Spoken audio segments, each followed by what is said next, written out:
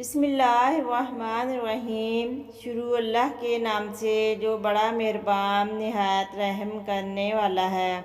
السلام علیکم پیارے ناظرین، پلیز میرے اس چینل کو لازمی سبسکرائب کریں۔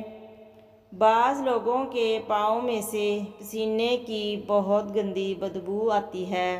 وہ لوگ بینگن کو کاٹ کر پانی میں ابال لیں، اس پانی سے پاؤں دھوئیں، بدبو ختم ہو جائے گی۔ نزلہ، زکام اور کھانسی کے لیے آٹے میں سے نکلا ہوا چوکر 1 چمچ 2 کپ پانی میں ڈال کر اتنا پکائیں کہ پانی آدھا رہ جائے، پھر اس کو چھان کر اس میں چینی ملا کر رات کو سوتے وقت پی لیں۔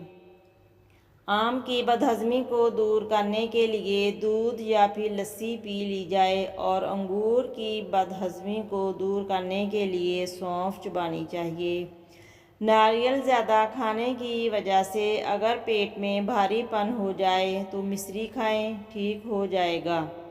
سیب بغیر چھلے ہوئے کھانے سے معدے میں بھاری پن ہو جاتا ہے تو دارچینی چبائیں، ٹھیک ہو جائیں گے۔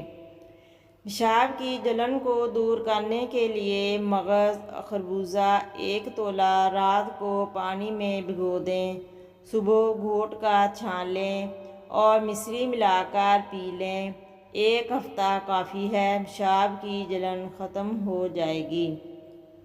موٹاپا دور کرنے کے لیے خالص شہد کو 1 گلاس نیم گرم پانی میں ملا کر ہر روز پی لیں۔ دبلا پن دور کرنے کے لیے 10 دانے انجیر کے روز کھائیں۔